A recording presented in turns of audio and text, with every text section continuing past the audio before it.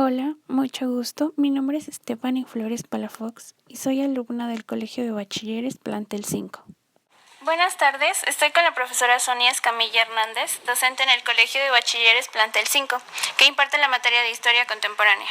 Le haremos en parte preguntas relacionadas con el tema características y consecuencias de los bloques capitalistas y socialistas.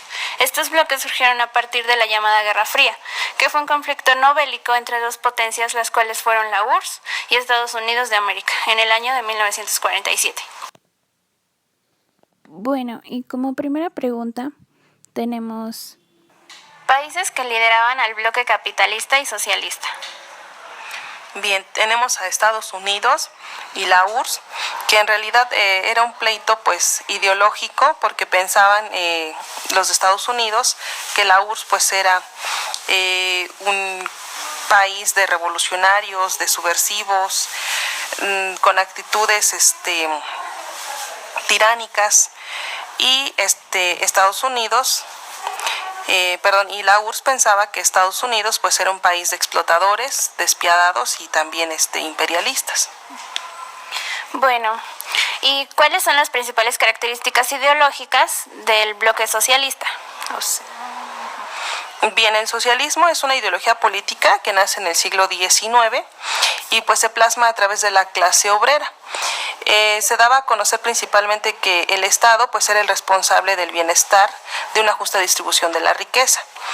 Eso es en cuanto a concepto. Ya gracias a ese concepto se vienen a desplazar otras ideologías, como lo fue el socialismo utópico, con la participación de Tomás Moro, entre muchos otros autores, pero es uno de los principales y más leídos, porque promovían la igualdad social, promovían la justicia, y posteriormente se dan cuenta que ese socialismo utópico no trascendía a una aplicación de una vida cotidiana, o no tenían una práctica cotidiana, y lo viene a desplazar un socialismo científico, en el cual se dan cuenta que la expansión hacia monopolios o empresas y algunas otras fábricas pues permitía de alguna manera acrecentar no solo el poder, sino que la participación de ahora el proletariado. Ok, bueno, y por el otro lado, ¿cuáles eran las principales características ideológicas del bloque capitalista? Bien, el capitalismo sustenta un fenómeno de producción, y se fundamenta principalmente en la propiedad privada, y pues los medios de producción que las fábricas o las empresas llegan a ejercer, al igual que la libertad de mercado. El capitalismo, tiene una división histórica. Tiene una primera fase que se da en el siglo XVI, en donde pues América es explotada, por así llamarlo, en cuanto a sus metales o su oro que había, y se era exportado a Europa. En una segunda fase pues aumenta lo que es el capitalismo, o aumenta el capital en el siglo XVII. Su principal característica es que pues provoca un cambio en la vida económica, social y política en Europa, porque el banco pues permite que aparezcan compañías de seguro, y pues la banca va progresando.